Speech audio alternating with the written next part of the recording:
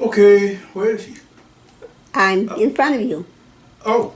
You were so engrossed in what you were doing. Where was it? On some piano. The thumb piano. It occurred to me, you know, it would be played in a different way if you. I'm sure somebody's done this before. With thicker flanges on the piano itself. Well, you know, people who make them probably make them to their own specifications on how. I'm sure. Well, okay, let me leave that for another time. Yes. And get back to where we are here. All right. The first thing I'd like to do is wish everyone that I have not already wished a happy New Year. Okay. By outrageous consent, I've heard unanimously that we're all glad that 2020 is gone and that we're into 2021. Having said that, I'd like to add this.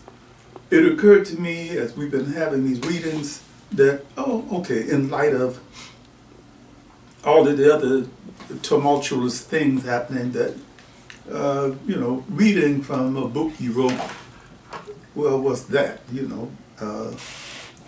couldn't something else be done?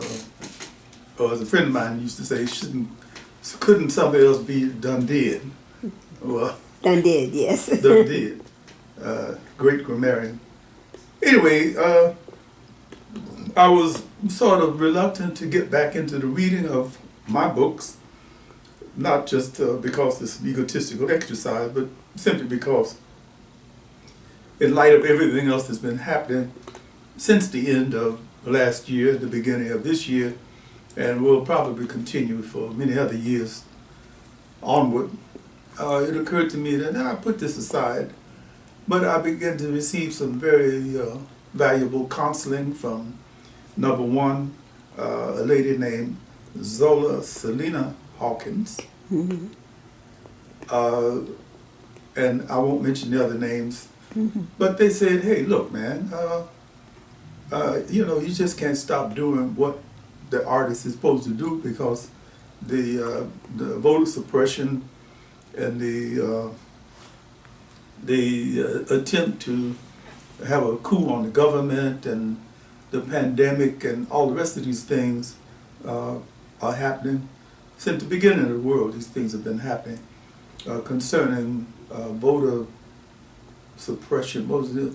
1876. 1870. What happened in 1876? 1876, there was Hayes, became president, and one should Google the suppression and voter fraud of 1876 to show that history does repeat itself. Does repeat itself. Okay, in light of that, since we find out that, there's nothing new under the sun, it may seem new to people who have not had it happen before. Or know their history of the United States of America. Okay. But it's like a lot of people have always separated America from the rest of the world, and that some bad things that happen in Guatemala, El Salvador, or Spain, or wherever, could never happen here. So we found out that that's not the case, and that anything that happens anywhere could also happen here. Matter of fact, it is happening here. You might call it a pandemic of what's happening now. Mm-hmm. Having said that, let me offer a little prologue introduction to the reading I'm about to do. Mm-hmm. It comes from a book I wrote called Conspiracy, this little book right here. Let me hold it up for a second while Yeah. I zoom into it. Yeah, it's been reissued, I think, maybe a couple of times. All right. Okay, if you're patient enough, I can put my glasses on and tell you when it was first written, Mm-hmm. or when it was first published. It was first published in 1993. It was reissued in 2012, and it still seems to be going on and on and on because some of the things that happened in the book long ago, we're talking about the time of Mandela and the apartheid regime in South Africa and stuff that was happening at that period of time. Just as a wild premise, it occurred to me that the South African regime, the apartheid regime under Malan and Verwoerd and the rest of the apartheid devils, it occurred to me that they might have been instrumental in making some kind of drug available to black people in the United States. Because, as you know, if you go back that far, we were vociferous warriors against the apartheid regime. I believe people like Randall Robinson, who got so disgusted with everything happening here, he went to live on an island in the Caribbean. I think he's in Antigua somewhere. But it occurred to me that the South African regime might have been exporting some sort of drug here. So I came up with a drug that had been renamed Ghetto Blaster. And it sort of coincides with what happened later on when we found out that Reagan and some of his people were complicit in having cocaine sold in California.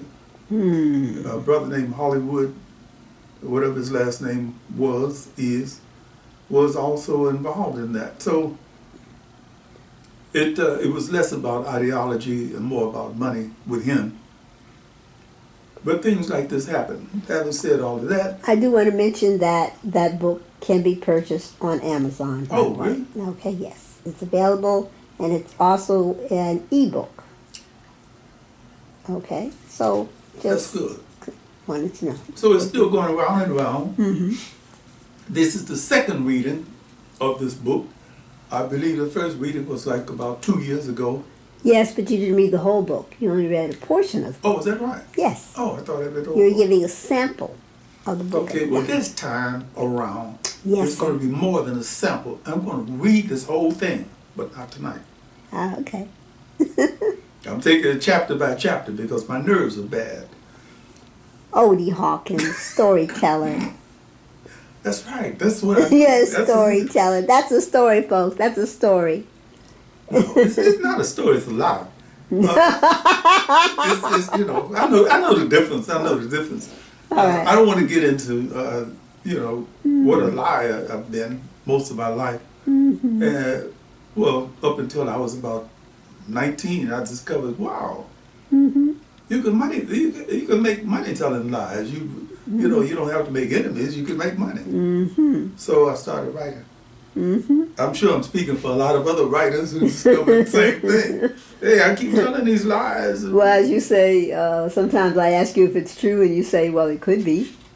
What the hell? It It could, could be. All right. you know, possibilities are infinite. There you go. Stories come to an end, but lies never. All right. Yes. Okay, this is the prologue for the book, Conspiracy. Mm-hmm. The problem of the weight of African American public opinion had been the subject of several meetings between Malan and several prominent American politicians. You've got to understand, Colonel, these people have the vote. They carry political weight. We're definitely in your corner all the way. Well, we have to tread lightly at this time. I'm going back to a time when a lot of American politicians were trying to make a brief for South Africa apartheid by saying it kept communism from invading Southern Africa. So that's what this is referring to. Senator, I can only say to you one thing. The loss of South Africa to the communists would be disastrous to your country's economy. I can assure you that many of us realize that, Colonel. The idea of using drugs against an enemy did not disturb him at all. Everything is fair in war. He slid back underneath the covers, feeling sure, powerful. Yes, drugs would do it. Why spend $10 million developing a program that only offered a 50% chance of success when the drugs guaranteed success? He slowly sat up in bed and wrapped his arms around his knees. The South African economy would be bolstered 1,000 times. Gold, diamonds, uranium, cocaine. The irony of it almost caused him to laugh out loud. What greater revenge could one achieve? Selling to the enemy and destroying him at the same time.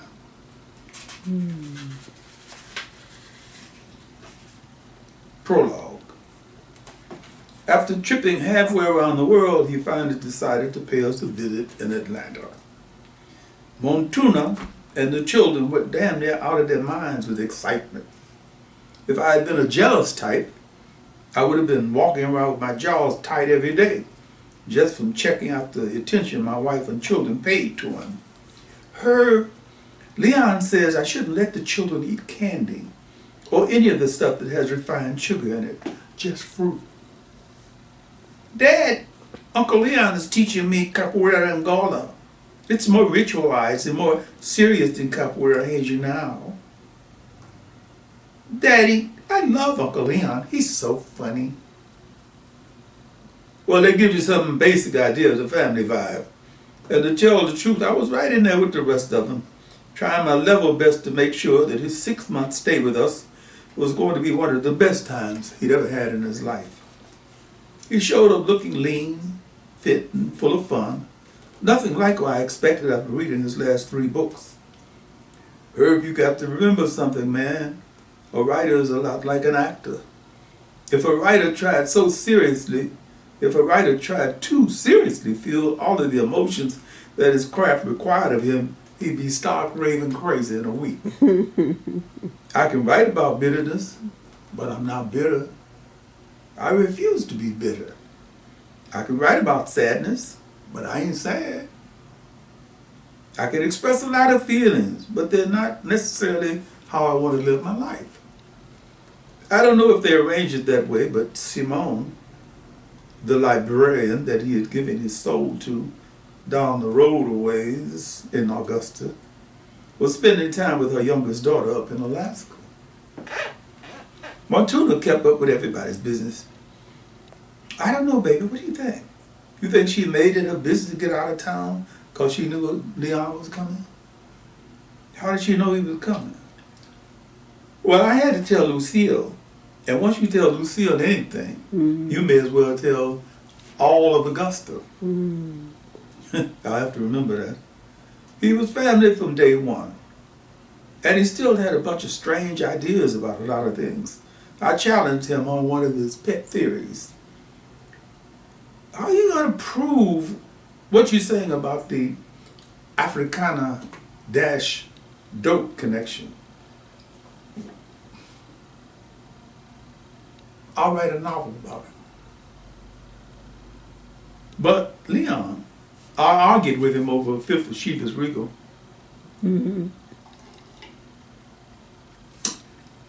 That wouldn't be considered proof of anything. That would just be another novel. You may be right, man. You may be right. But I'm going to write the motherfucker anyway because I believe it could have been true. Or it might have been true. Here. Hook me again.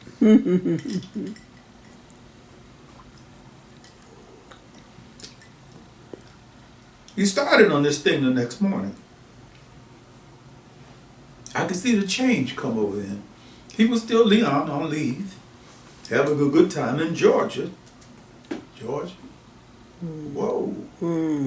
Warnock, Ossoff, Georgia. Having a good time in Georgia, but a focused look had come to his eyes, and he was doing some slightly different things. Damn, Leon, you doing an awful lot of running, man. You training for the Olympics? No, I'm just taking a week to shape up for this book. It didn't take a lot of reasoning to figure out why the dude was in such good condition if he started training like that before every book.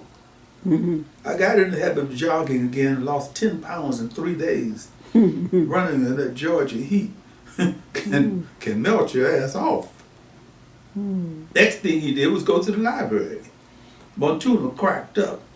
He ain't likely to find Simone down in the local library, is he? He got down to business exactly 1 month after his arrival. I clocked him. What is it that the white boys used to say on the West Coast? It was awesome. Awesome. Yes, I bet it was. He wrote in the morning before we got up, wrote a little in the afternoon, and then far into the night. I'd never spent much time around so-called creative people. He acted like somebody who was possessed. Montuna worried about him. Herb, did you notice him making notes or something while we were having dinner? He's always making notes or something. 2 months later, he eased up and began to talk a little bit about what was happening with him. Herb, you really got a beautiful family, man, beautiful. If anybody had ever told me that I'd be able to write in a household with 2 teenagers, I'd call them liars. I appreciate the non-interference while I was struggling to get powder burns on the paper. I don't know if I clearly understand. Well, I don't know how it is with other writers, but for me, I need to jump in there at the beginning and get that nut, you know? That takes the edge off. After I get that nut, I can sort of settle back and do some after stroking. You make it sound like a love scene. For me, it is. I can get into foreplay for years. And sometimes it'll take a while for the orgasm to come through. But after that, everything is jelly, jelly, jelly. We spent a couple of more months rewriting sections of A Conspiracy. Why are you rewriting? I'm trying to smooth some shit out. I see some seams showing through. I don't like that. 3 weeks later, after he had gotten the thing typed and copied a couple of times, he put a copy in my hands and said, "Here, man, read this.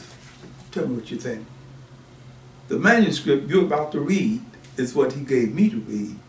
He made only one qualification, that this thing may need a sequel, depending.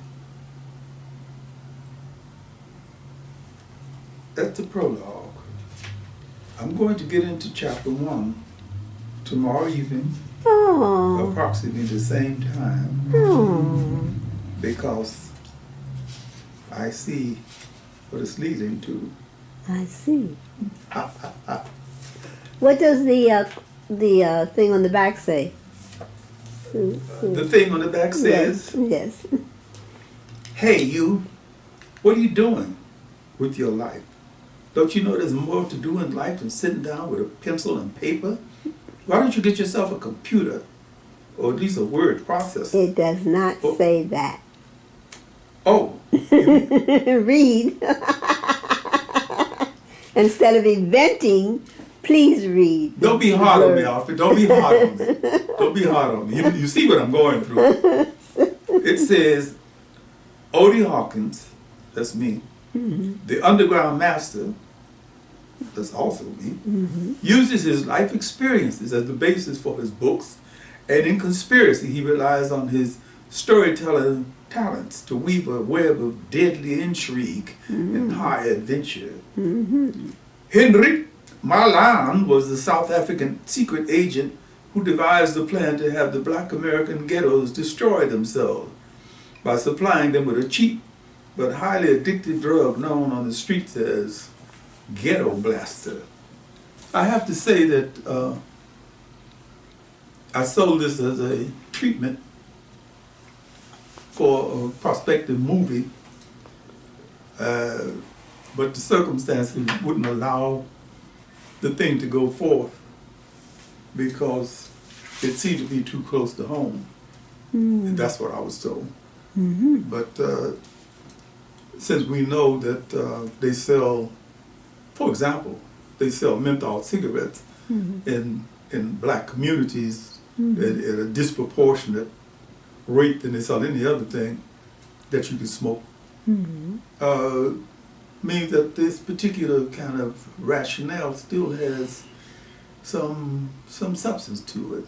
Yes. And at some point, when the truth will finally be told, we'll find out even more. On that note, I have to end this in order to do my yoga exercises. All right. Not. I do 5 a night. Not.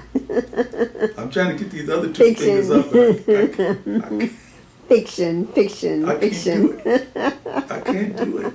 Oh, you can it goes drop. side to side. Oh, there you go. Uh-huh. Yes. Okay, I'm finished with that. Uh-huh. As you can see, there are other things to be done. Yes, there are. More stories to write. More stories to Indeed, write. definitely. And you got the iconoclast today. Iconoclast, yes. Yeah, okay. You want Can I show you that? Mm-hmm. Iconoclast is a avant-garde literary journal that's published in New York's, actually in Mohegan Lake, New York. The publisher is a man named Mr. Phil Wagner. It's Iconoclast. Let me hold on a second. Let me zoom into Yeah. iconoclast. There we go. We're holding it up Got it? and promoting it because I had an ad in here for a book. The book is called Shackles Across Time. Right. And the picture, the drawing, Mm-hmm. was made by none other than Zola Salena-Hawkins, who Yes. seemed to be capable of doing almost everything. Why? I'll work at it. I'll try. Yeah. Check it out. Check it out. You can order a copy of Iconoclast if you like from Phil Wagner, 1675 Amazon Road, Mohegan, that's Mohegan, Lake, New York, zip code 10547-1804. I repeat that. Iconoclast, this All right. avant-garde journal. I will put the information about iconoclast in the description. Too Okay, cool. for you Too too. cool. Too All cool. right then. And Okay, like I said, I got to get out of here and go do this other thing. all right. Well, I will see Next you. time, approximately the same time. Yes, All right. please. Yes, looking I'm forward looking forward to chapter 1. Sorry I disappointed you so badly. I'll That's make up for it tomorrow. Well, you're still writing new books all the I time. am too. Okay. I think it was you writing your stories for 21, right? Short stories. Short stories, yeah, for 2021. All right. Short stories 2021. I decided last year I sort of burned myself up or burn myself out. This year I thought I'd like to take time to write short stories about people, places, and events. People, places, and events. Pick a place that you've been. We may land in Ghana. This would be nice. We might have some event happen that would be of interest to anybody. Okay, and you have a nephew who's a writer or is striving to be. Gary Johnson, if you're looking at this, I'm going to say to you, join me in the writing fraternity. You've already stated your case and made your case that you're doing it already. I don't know how seriously you're taking it, but it seems that, well, there it is. The door is open. Very Come nice. on in. Come on in. The water is fine. It's freezing in here. Cold and hot It's sometimes. cold, but it's cold. But when it gets warm, it's wonderful. When you get, hey, would you say it again? When it gets warm, it gets wonderful. I can't go beyond that. All right then, and I guess, oh, one last thing. Would you look behind you? Right behind you and on the bookshelf? And you see that anthology right there? The anthology right behind you, right there. Got it. Yes. Let me get a shout out to this. Okay, yeah. This is the most miraculous thing. Yes. For about the past 5 years or so, I've been teaching a writing class at AC Bilbrook Library. And under the auspices of an awesome sister named Rose Mitchell, who was in charge of the Black Resource section of Bilbrook Library. Bilbrook Library is located in Los Angeles on, El Segundo and near Avalon. Anyway, for about 5 or 6 years, we had some marvelous writers come in there. And every year, we decided to do a little anthology of the works we've done over the course of the year. And this particular year, as we all know, we were hit by the bug, and we all had to just fritter away and go Zoom. Right. But we still stuck with it, and this is our... Yes, you have Odie Hawkins, Pat Forte, Zola Salena-Hawkins, Rhonda White, and Ron Dowell. Yes. Okay. There were some other people, but since they didn't have their works in at the appropriate time, they missed it. So, Word to the wise, be on time, or no, don't miss it. Don't miss it. Well, thank you very much for all that information, Odie Hawkins. Hey, And your book, Conspiracy, can be purchased on Amazon. And we look forward to chapter 1 at the next reading. Your website is www.odiehawkins.com. O-D-I-E Hawkins.com. You're also on the Amazon website, whatever you're doing right now. And yoga, I will see you. We will do Qigong and some Tai Chi in the morning. Gotcha. Okay, all right then. So until then, everybody stay up. Stay up. Ciao. Ciao.